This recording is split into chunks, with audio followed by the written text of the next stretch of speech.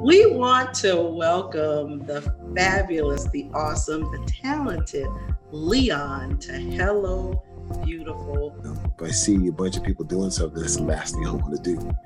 And I think that being individually and uniquely me is probably my greatest calling card, because that's the one thing that I own. It's the one thing that I can do better than anybody else. And they're like, oh, here it comes. He about to say it. He about to say it. Come on over and watch it. And it's hilarious to me. And be uniquely you. You know, we don't need any more Indians. We need chiefs. You know, it's a really funny thing. You know, they always say, you know, do unto others as you like them to do unto you. So, how do you do unto yourself? That's first and foremost. That's my band. You know, that's my group. You know, we play a mixture between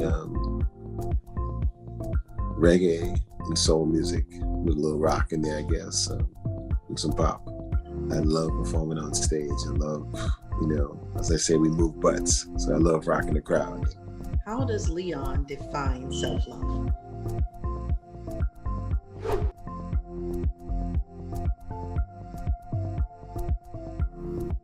We want to welcome the fabulous, the awesome, the talented Leon to Hello Beautiful. Welcome, sir, and thank you so much for joining us here today. Well, thank you, and hello, beautiful. Well, one of the things that I like to share about Hello Beautiful is that we encourage women and girls to understand their beauty by design and know their worth. And so this season, I thought it would be pretty cool to have guys on the show because, after all, you all need to know why we're so beautiful too. Don't you agree? I think that we should know why you're so beautiful. Okay, well, then tell me, with all of the beautiful actresses you've worked with and throughout your entire career, tell me, what is beauty to Leon? Well, when you say beauty, are you talking about beauty with, you talking about beauty of a woman? Or are you talking about beauty in general? Both. Well, let's start with the female persuasion. You know, I was raised where I was the only male in my generation. So I've been surrounded by women my entire life. And my family owned a beauty salon, so I know a lot about women. And I learned to love women. Learned to love women before I ever wanted to do things, even have sex with them. And I think women are pretty intuitive. I think they realize that about me. They can tell that I actually dig them because they were my friends. They were my protectors. They were the people that loved me and took care of me, you know, well before I was ever a well-known actor or anything else. And so I have a feeling towards females that it's been with me my whole life. So they've always been beautiful to me in every way, every shape, every form. So when we talk about people being beautiful, well, there's a song on my band, Leon and People's latest album called Beautiful. It's the first song on the album. And it's about telling people in your life that they are beautiful to you. And it's not about their external beauty. It's about the part that they play in your life's journey. And you shouldn't be afraid to tell the people in your life, whether it be your brother, your sister, your friend, your coworker, that they're beautiful to you. Because your life journey would not be the same without them. I think that's awesome. One of the reasons why I chose to call my platform Hello Beautiful is really more from the inside out, and it alludes to a lot of the things that you just shared. So, being surrounded by women most of your life, how did Leon see himself as a little boy compared to how you see yourself now with the influences that you had surrounding you? Well, I think as a young man, and even as a little boy, um, I've always felt, you know, kind of close to women. You know, maybe it's because of having so many women around me, knowing so much about them, Um, I've always felt as though I've had that connection in life with them, that's lasted even maybe before I was even born. And so as a man, I think that I've always had that kind of respect for them. And luckily they seem to have that respect for me. I would not have the career and the longevity I've had in my career without the support of women. They have supported me the entire way. My social media is dominated by women, maybe 80%. Um, that's been a big, great deal of my fan base has been women. And for whatever reason that is, I've always appreciated and loved it. And so I don't think that, I think there's still that little boy in me that still feels as though, women are always looking out for me. Would you say that that would be one of your greatest inspirations, or what would you say is your greatest inspiration that has gotten you from there till now? It's hard for me to say. I mean, I know what I strive for in life. I know what interests me. And what has always interests me and the thing that motivates me is individuality. I've never in my life aimed or had any inclination to be like anybody else.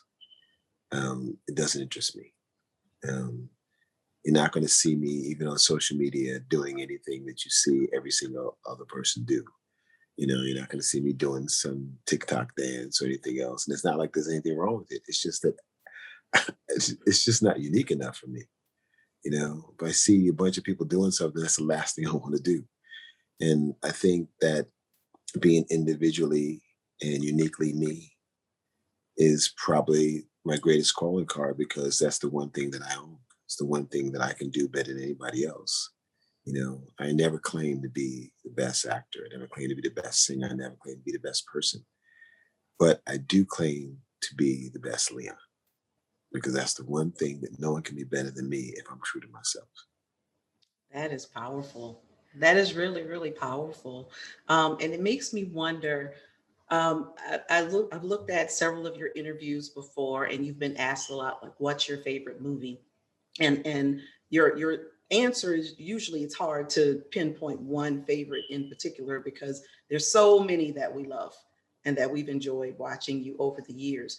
What would you say would be a commonality amongst your films that you've done, both on film as well as on stage?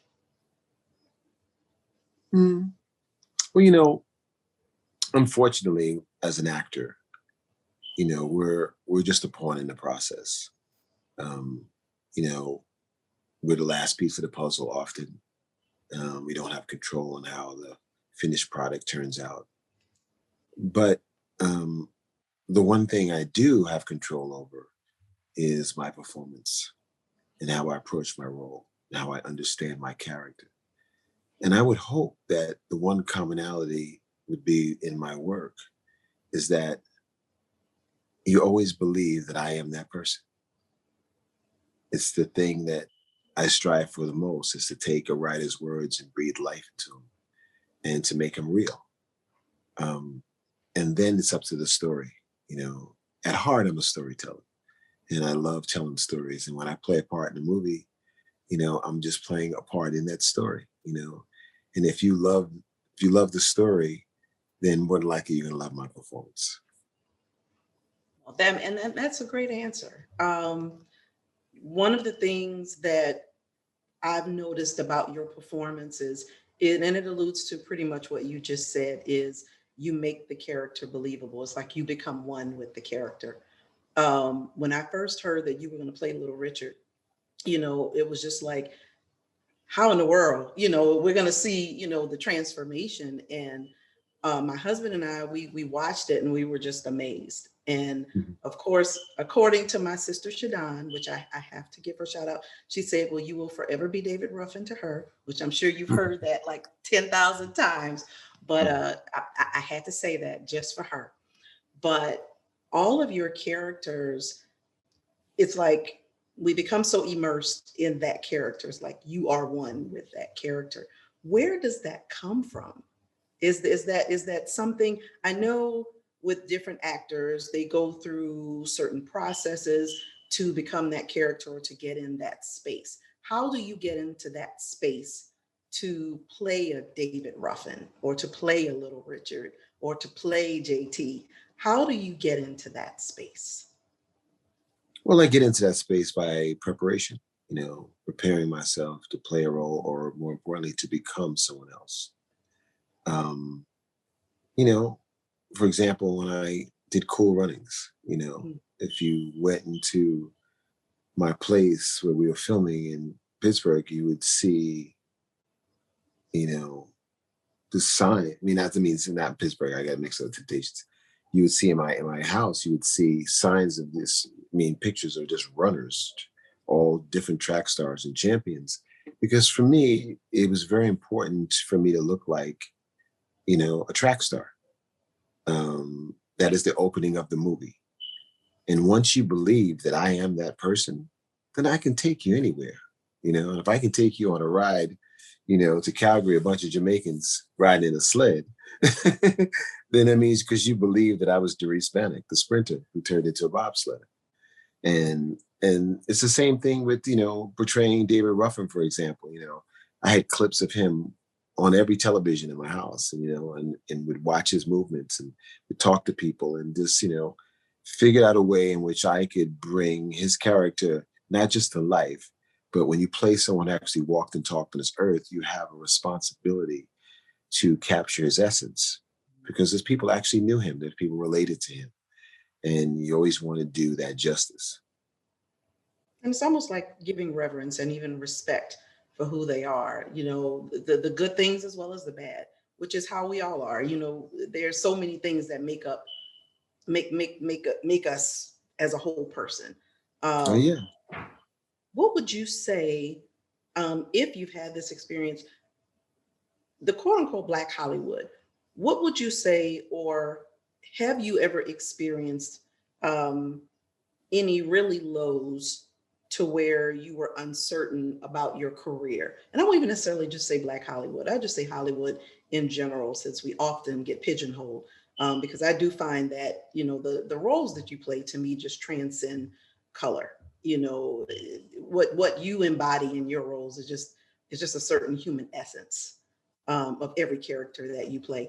Has there been a time where you were ever fearful that you didn't know like where your career was going?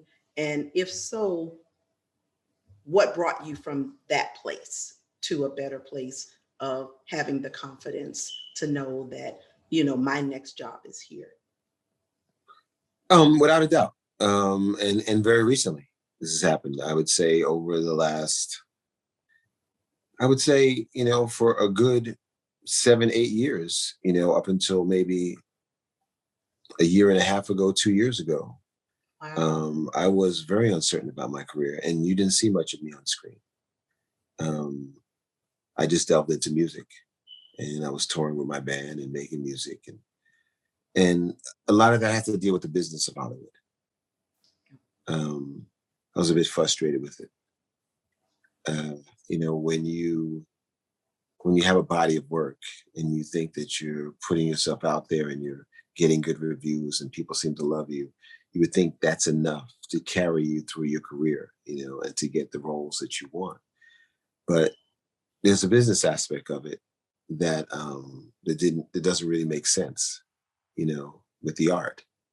And it became very frustrating. And so instead of waiting for people to give me roles, I decided to just be on stage, my band, and create my own stories and entertain my own audience, and do the things I do. And I felt very lucky. It kept me sane. Yeah. And but I do have to tell you that the reason why you're talking to me today, the reason why I have a series that's on television right now, the reason why I'm currently doing a TV series, the reason why I'm here in Jackson, Mississippi, doing starring in an action movie with Bruce Willis, is because of my fans. Mhm. My fans would not let me go. They just wouldn't. Of course not. Everywhere I went, it's like, when are you going to see you again? You're our favorite. You're the people's champ. And when you hear that all the time from the people who really watch your movies, not the executives, not the Hollywood types, the people who watch your movies over and over again, it's hard to even think about giving up because there's just too many people behind you that want to see you, and so and I think that sometimes we forget that, we forget who really matters. Who really matters is you that watch it, you know. I don't act for other actors. I don't act for other directors. I don't act for studio execs. I act for the people who watch my movies, who watch me on TV, those are the people I act for. And that's what should matter. So I'm here talking to you. I'm working all the time. It's because of them. Yeah. And you know what's interesting is that had you not shared that in terms of what's been going on for the last few years, and again, which is why I do this, because it humanizes our favorite actors.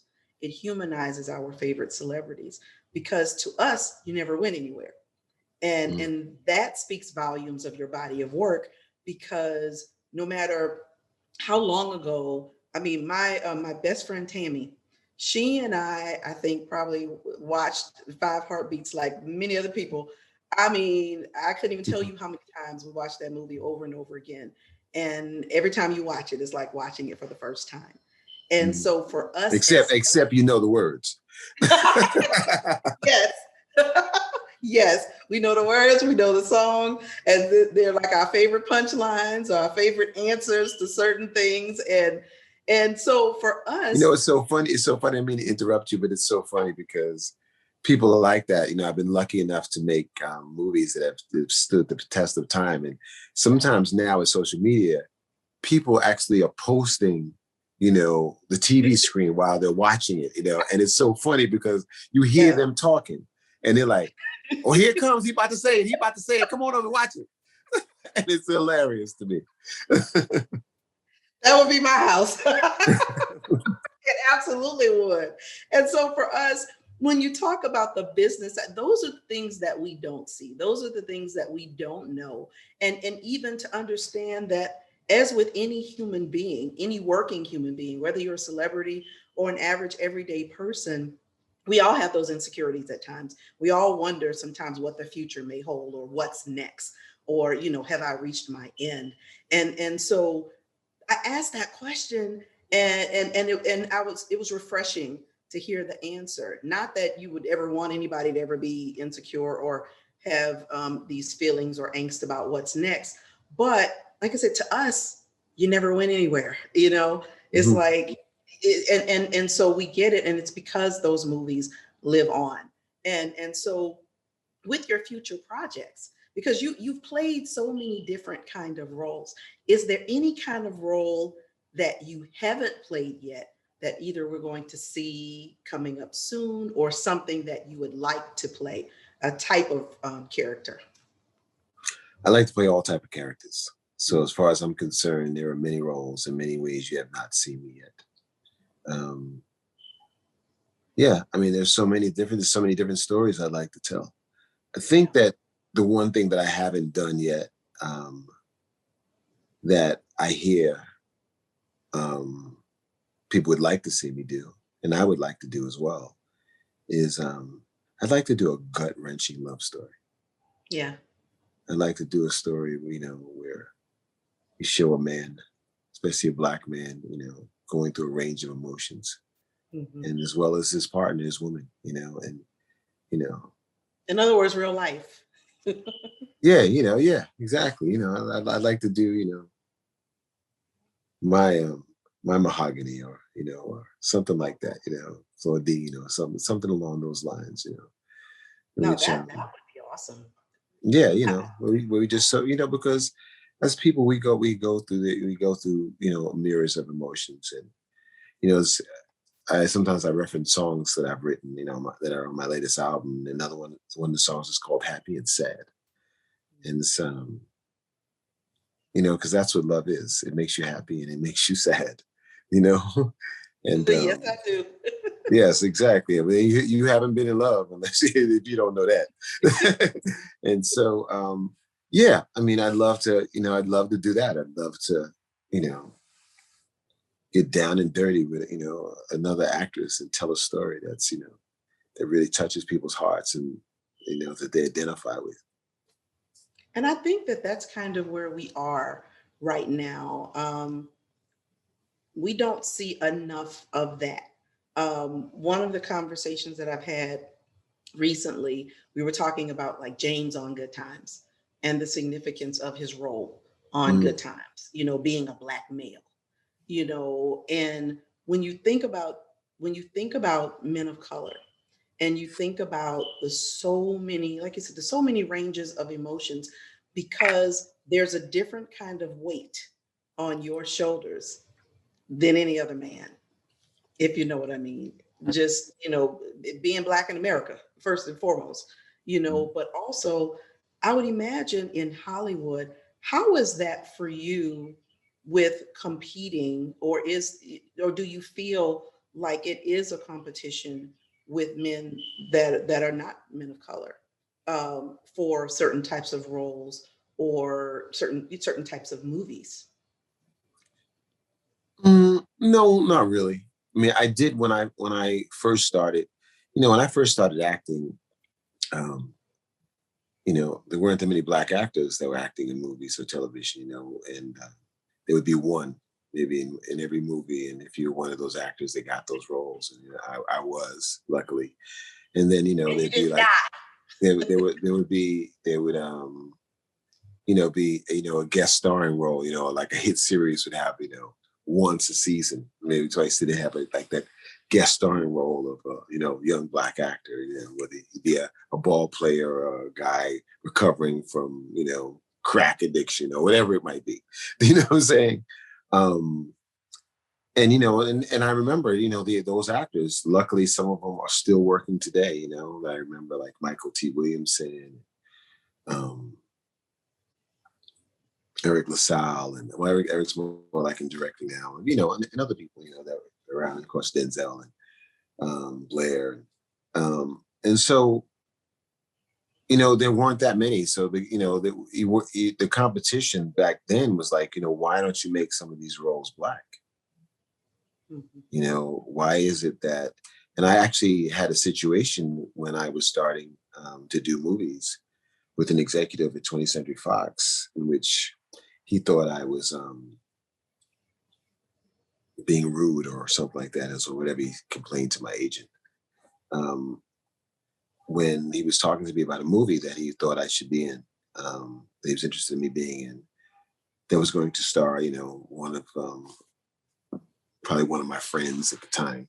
That was part of, like, they call the Rat Pack, whether it be Tom Cruise or Matt Dillon or Mhm. Rob Lowe, whoever it is, and one of the Sheens or the Pins, or, and he was telling me the story, and of course, I would be his friend, and I just took exception to the fact that we both met.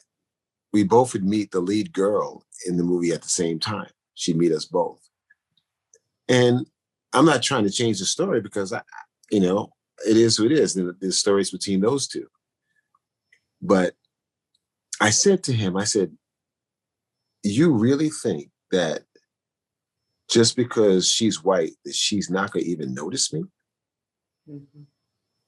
I said, I don't think that's the case.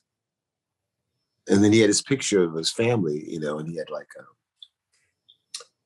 two young daughters. It's like that. They like seemed like they were like roughly around my age, like college, whatever. And I said, "You actually think that your daughter wouldn't even notice me?"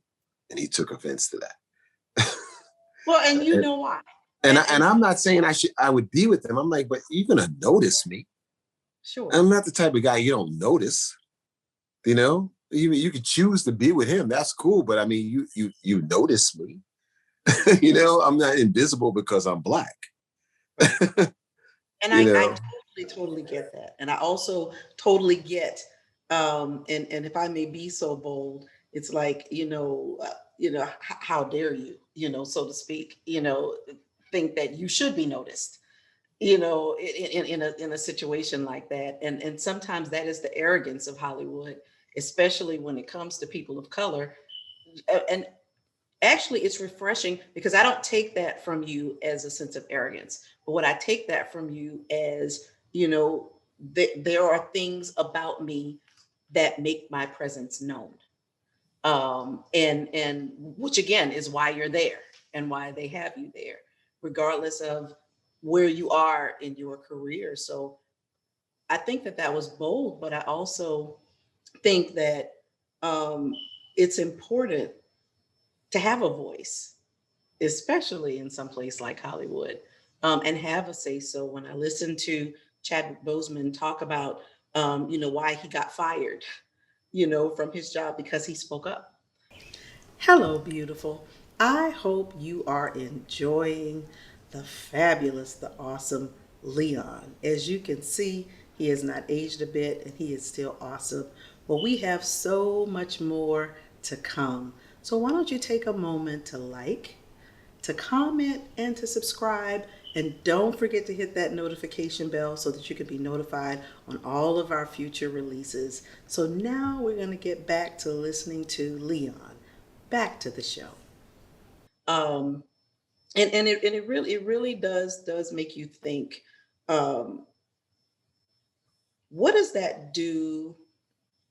And you've kind of already answered this question, and this is really more for my audience. But what does that do for you when you get a certain pushback or offense to have a level of confidence in who you are as a man of color? Well, I don't really approach, my life as a man of color because that's just what I am. Sure. I mean, so I don't carry that burden of me. I carry the burden of being a man who happens Mhm. to be of this color.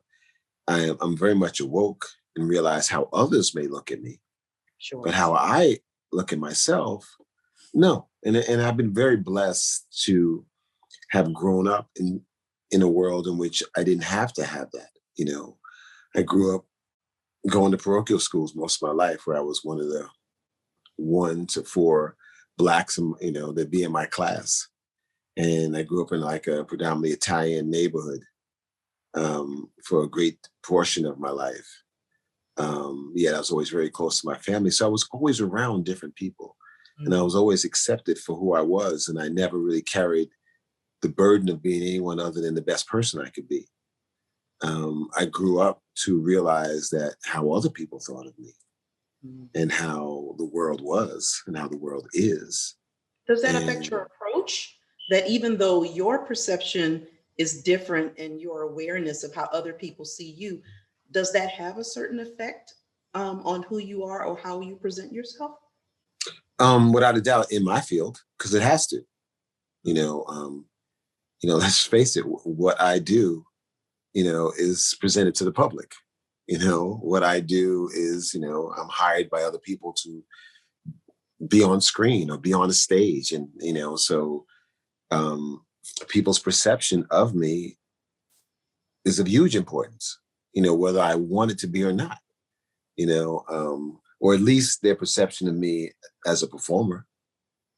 So, I mean, you just have to be aware of those things, and you have to realize that, you should carry yourself in a certain way, but in a certain way, not to neuter yourself or not to be everything you can and should be, but just the opposite, to make sure that you're putting your best foot forward.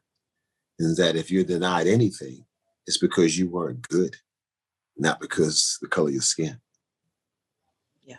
No, I appreciate that, which is why I asked that question. And that's actually an excellent, excellent answer that I want my audience, especially my younger audience, to hear and to understand what it takes to be in that industry. Is there any advice that you would give any of our younger actors or actresses or aspiring actors or actresses based on your experiences in Hollywood? Yeah, I mean, the one thing to do is, just work to be the best you can be. Um, Opportunities don't always come along. And when those opportunities come along, you need to be ready to seize them. That's basically who's successful in this business. People who were lucky enough to have an opportunity and they seize that opportunity. And so, you know, just be ready. Be ready to put your best foot forward. Don't think any job is too small, because it's not, because it's all experience to you when you're working. And be uniquely you. We don't need any more Indians. We need chiefs. You know, we don't need any more citizens. We need presidents. you know, and so think about being uniquely you. Think about being someone that people follow instead of you being a follower. If you look at the history of your life, if you're older, I bet you could point to several people that you knew growing up that were different, that people made fun of, you know, dressed really weird. And, well, more than likely, you're probably buying that person's clothes at some store right now because they're a fashion designer. And you just thought, and everyone thought they were just weird and were making fun of their weird clothes and their weird hair color and everything else. And, it's just, but that person was fine being uniquely who they were, and they carry that into their life and they're successful for it, and I think, it's tough now, I think, for young people, in one way and then not in another. One, they have a tremendous amount of opportunities that I never had growing up, whether it be the internet, whether it be, how many movies are being made, how many channels are out there now. There are just opportunities after opportunity after opportunity out there for them to be part of something, to succeed, to show who they are, and it's fantastic. But I also think because of the internet, because of social media, you're constantly being judged and people care about that. And you can tell them not to care about it, but they've grown up with it. Like for my daughter, for example, I can have conversations with her about the internet or social media, but I have to be real about it. Is that I probably would be very much the same way if I grew up with it, And it's hard not to want to be like what you see, as opposed to being able to just create your own thing. When you don't have these visions of everything to see, I'd have to look in magazines, or fashion magazines. It's like that to know what was happening in the fashion world around the world. You just pick up your phone, and everyone's doing the same thing. You got celebrities doing the same thing. You know what I'm saying? Dancing on the internet or doing whatever it is. You know what I'm saying? I remember, like, even fashion wise, I mean, I remember being on the train in New York and I saw 4 people sit down. None of them know each other. Every single one of them had ripped jeans on up to their thigh, as if they were in some sort of a uniform. Now, to me, that would make me go, that's the last thing I'd want to wear. Right. You know what I'm saying? And what I'm saying is that I just think it's hard because that internet, that phone, that's their vision of the world. Yeah. And it's hard, when I was growing up, when you didn't see all that stuff, it was easy for you to be your own person, to create your own individuality, and so yeah, it's interesting. It's interesting navigation for young people, I think. It really is. I actually just had that conversation with one of my daughters, and you're absolutely right. Because now what's on the internet, what's on TV, that's who I have to be in order to be somebody. And I always encourage them. I have some beautiful, talented daughters and a very handsome, talented, smart son. And the more you try to encourage them to be uniquely them, the more they're like, you're just old. You're just, Yeah, you don't know what's happening. This is what's happening. Okay, yeah, no, of course. But it's really funny. All you have to do is look at the success of artists, even music artists that most kids will follow. You're going to see tons of copycats.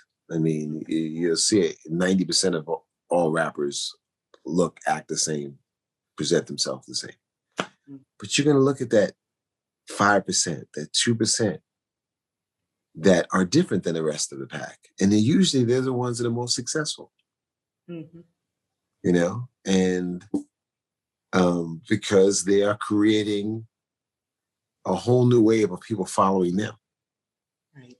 And giving them And a reason so, to look. Yeah. excuse me? And giving them a reason to look because there's Yeah. something distinguishing about you. There's something that makes me curious about you and want to know more about you. Hmm. Is what I would think. Yes. Yeah, you hit the nail dead on the head. And I must say also, happy belated birthday. You had a birthday last month.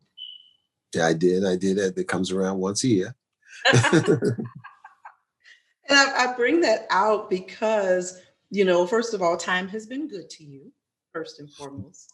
But, when you think about longevity and when you think about being in this industry for over 30 years and listening at the advice that you just shared and what you just shared, it's my hope that someone's listening.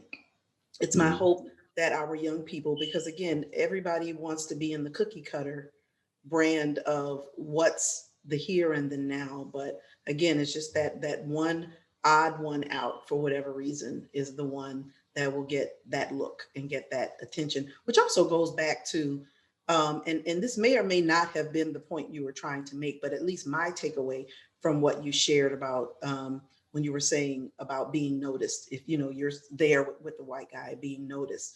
Again, I take that as there are enough unique things about me. There are enough distinguishing things about me. This one of the workshops that I teach. When you're talking about presence and you talk, say, do you change the room when you walk in? Do you change the atmosphere?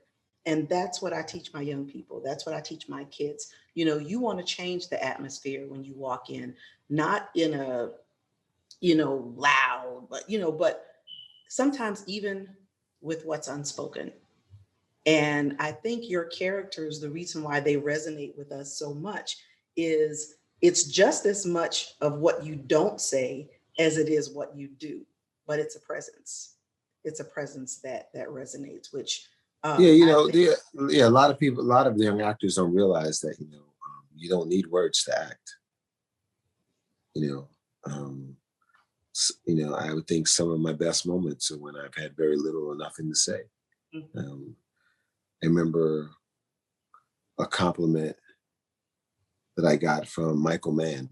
Reason why he wanted me to be in Ali so much is because he said that he'd watched Above the Rim and he was so impressed by what I did with just my eyes and without even saying things. And so, yeah, it's so much of acting is listening and reacting, and you reacting doesn't mean words.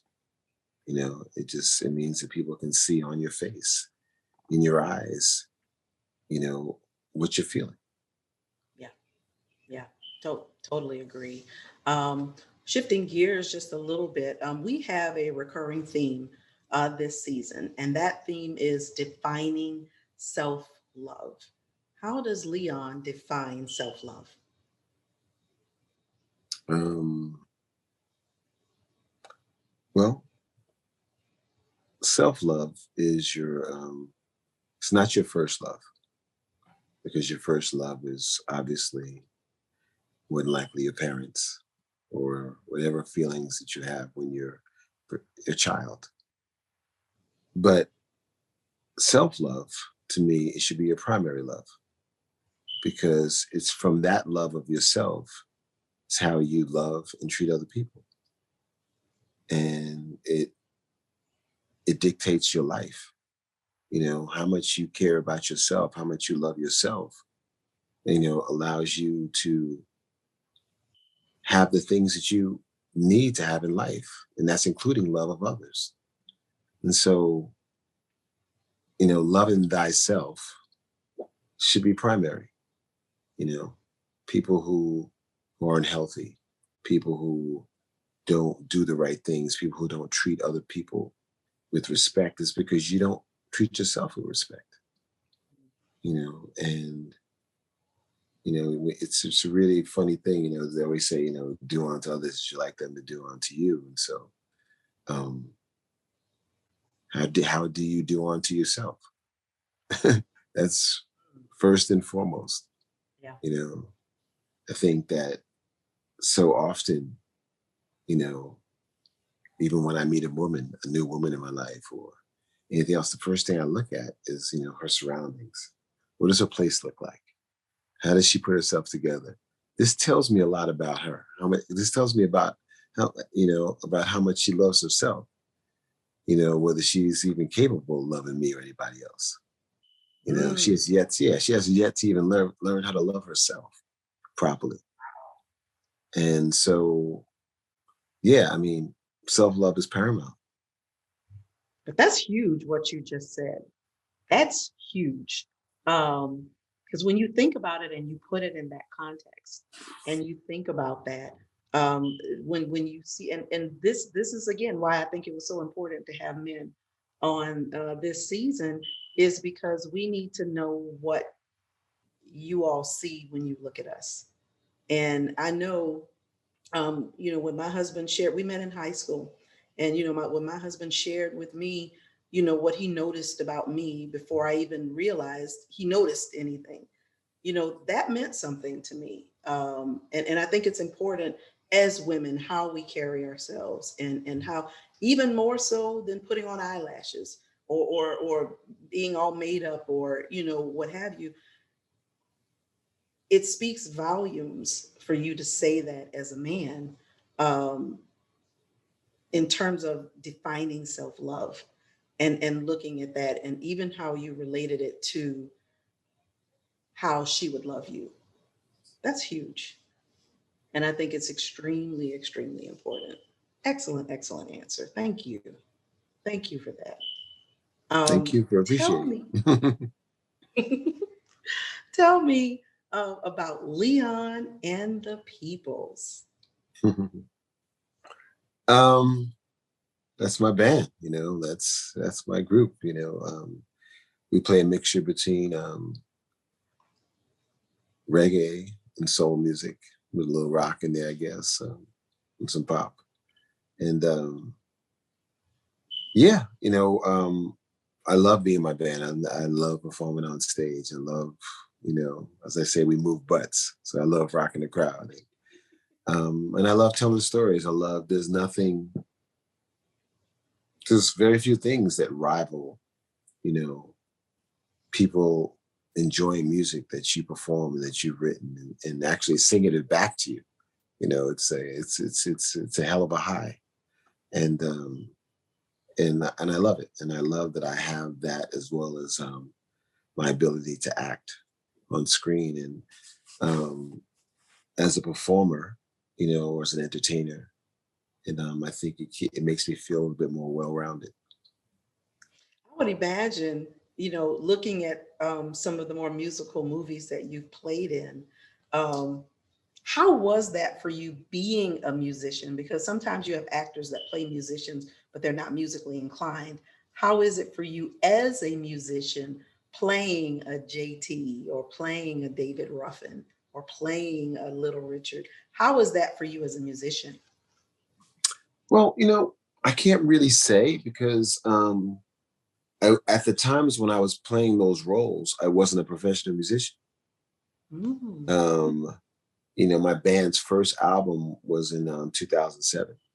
mhm. And I think that I hadn't really started even pursuing music until, the early 2000s. So um, it was something that was always in me. Um, you know, the first thing I ever did on stage was when I was in grammar school. I saw my sister's senior class in high school do a rock and roll revival. And so I begged the nuns at my schools that we had this corny variety show to let me do this show. And I choreographed the numbers. And my friend played Elvis Presley. I played Chubby Checker. The cute girls played the Andrews Sisters, and it was a big hit. And so but in reality, it's when I snuck into the movie theaters when I was a kid, the Wakefield movie theaters to be exact, in the Bronx, and I saw Elvis Presley movies. And when I saw Elvis Presley movies, I basically looked up there and said, I could do that. I could do that. I mean, he looked great, sang, he danced, he kissed the beautiful women. I was like, yeah, all right. I just need to add a little color to that and we'll be all right. Yeah.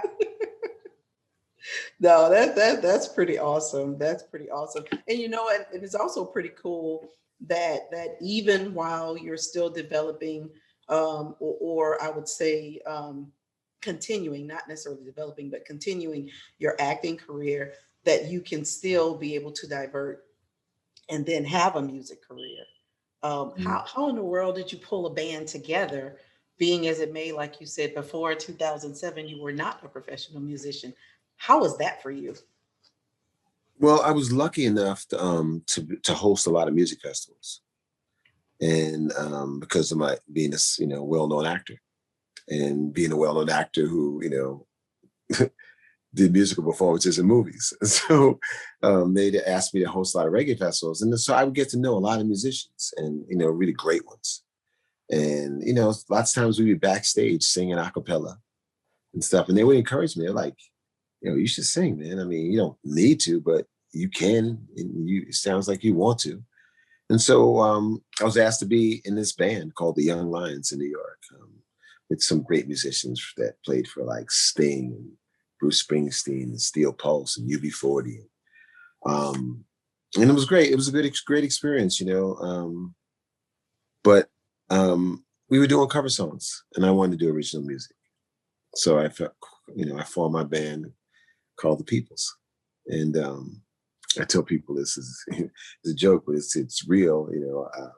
I had to pull a David Ruffin on them and call it Leon of the Peoples because we just got better shows that way. People are like, what's the Peoples? Who's the Peoples? So yeah, that's basically how that came about. And then we did our first album, which is entitled The Road Less Traveled. And that title just came about because, I guess I kind of took the road less traveled. I think that there are so many singers and rappers and everyone else that go into acting, but there weren't a lot of actors and established actors that were going into music, and so I kind of figured it was the road less traveled. And so that was the name of the first album. And, but we're a live band primarily. That's our thing. And even the songs that are on our albums, usually we've performed them live before we ever recorded them. That's how we get a gauge of whether people like them or not.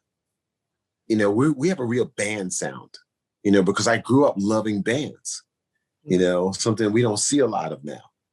Bands that played instruments, and it was like, that was it, or it would be Earth, Wind and Fire or Supertramp, REO Speedwagon, Bruce Springsteen, you just name it. You just, they were bands, and they had a sound that was their own, and I think that if you listen to our music, I think that after a while, I guess you hit, when you hear it, you're like, oh, that's Leon and Peoples. Yeah. We have a sound, Yeah, you do. And so, that's what I've always gone for. I've had so many opportunities to, be a solo artist or to do things on my own. And it's just not what interests me. That's not what drove me to be into music. Yeah. It would be a lot easier, trust me.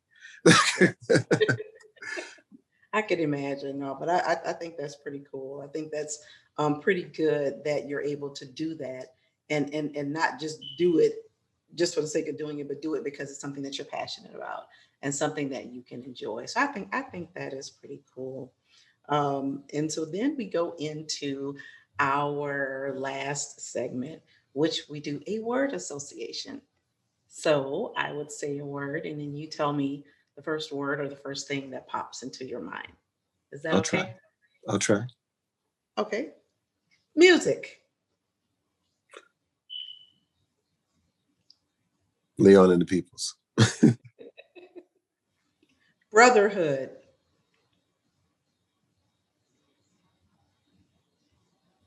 Duck. emotion,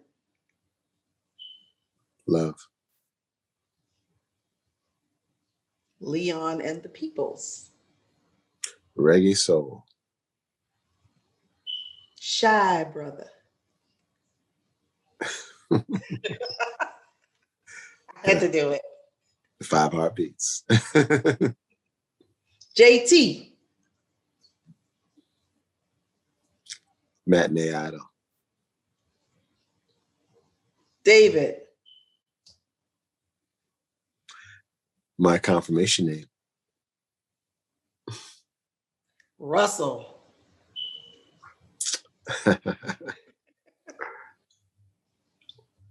Well, is there any kind of rating on this show? Yes.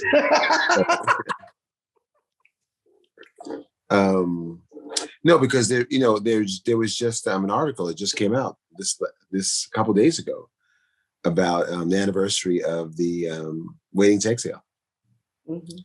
and they described me in a certain way. But it's I didn't want to say it here, and it wasn't politically correct. So, Well, I mean, we can edit it. You go, feel free. Go ahead and share it. well, they called me the ultimate boy. Oh. Okay.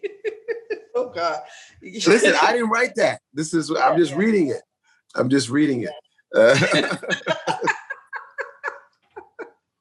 Yeah, but and I threw Russell in there because Waiting to Exhale, just that movie was just kind of all over the place in terms of emotions, and specifically with Russell. And then Layla Rashawn's character is like, okay, I got it.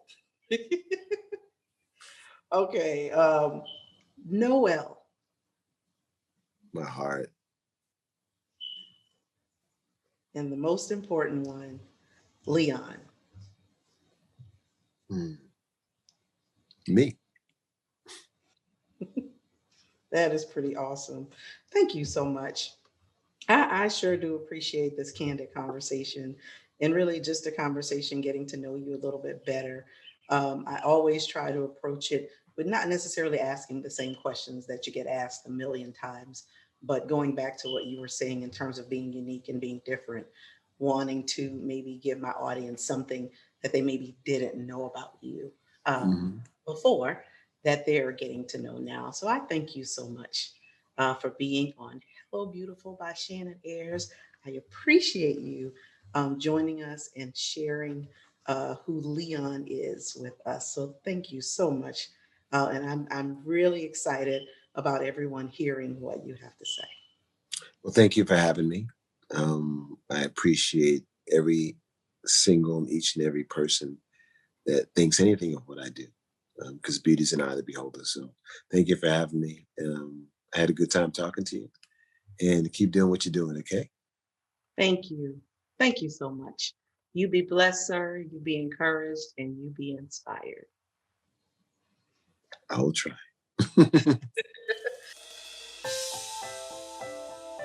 On the next episode of Shannon Air Speaks, we are excited to meet the beautiful Lisa Ray.